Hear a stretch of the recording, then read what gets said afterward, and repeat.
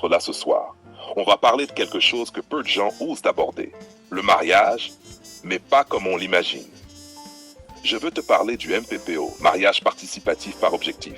Tu vas peut-être trouver ça froid, rationnel, exigeant. Et tu auras raison, parce que le MPPO n'est pas une illusion romantique, c'est une vérité brute. Définition, voix posée, calme, presque professorale. Le MPPO, c'est simple à définir, difficile à vivre.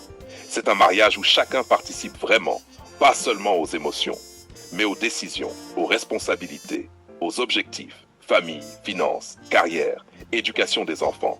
Chaque choix doit être discuté, chaque action doit avoir un sens.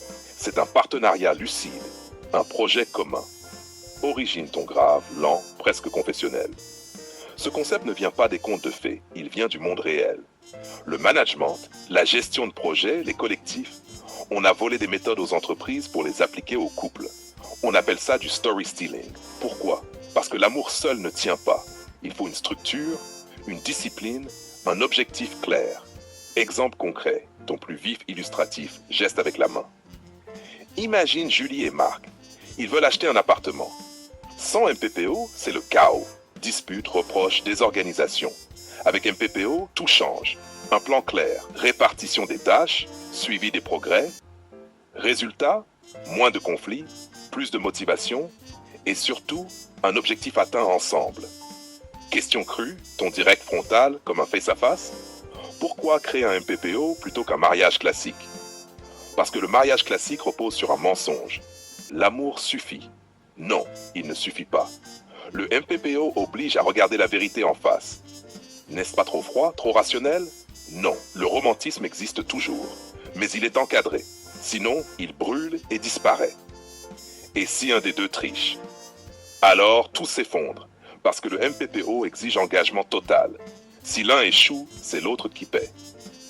Témoignage fictif, ton narratif, voix plus douce rythmement. Claire et Thomas, ils s'aimaient, mais leur mariage dérivait. Crise financière, colère, éloignement. Un jour, ils ont décidé de tout mettre sur la table. Objectif, rôle, stratégie.